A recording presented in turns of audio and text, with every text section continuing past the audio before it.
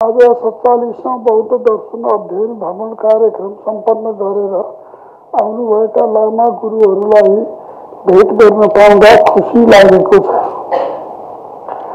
बौद्ध दर्शन प्रवर्धन तथा गुम्बा विकास समितिले लामो समयदेखि नेपाली समाजमा बौद्ध शिक्षा, साधना र सांस्कृतिक जागरणका क्षेत्रमा पुर्याउँदै आएको योगदान अत्यंत सराहनीय छ।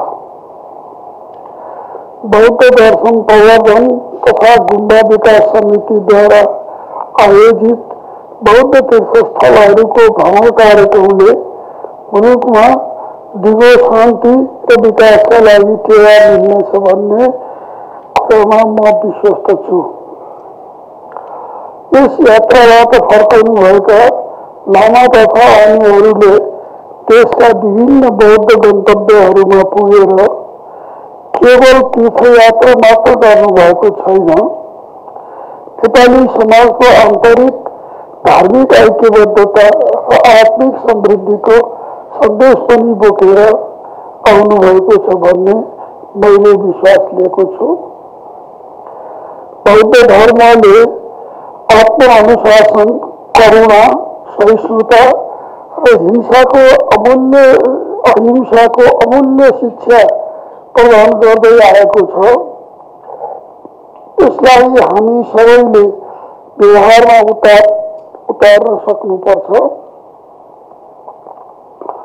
मूर्त र अमूर्त बौद्ध सम्पदाहरूको जगेर्ना गर्दै बौद्ध दर्शनको जीवनोपयोगी पक्षलाई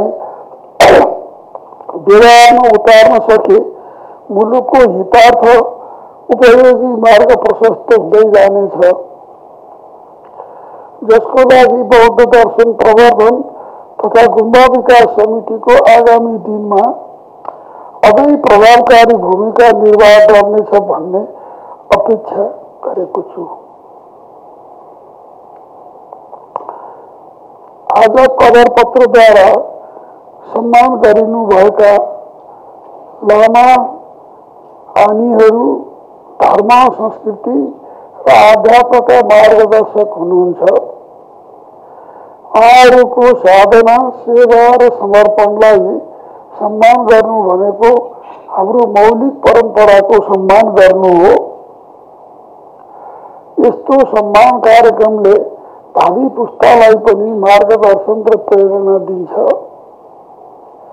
यस किसिमको भ्रमणले बौद्ध धर्म दर्शनको संरक्षण, विकास र प्रवर्धनमा टेवा पुर्याउँदै धार्मिक पर्यटन अभिवृद्धि गर्न सकारात्मक भूमिका निर्वाह गर्दै मुलुकको अर्थतन्त्रमा सघाउ पुर्याउनु, कोशी ढुङ्गाको भूमिका निर्वाह गर्न सफल होस् भनी शुभेच्छा व्यक्त गर्दछु।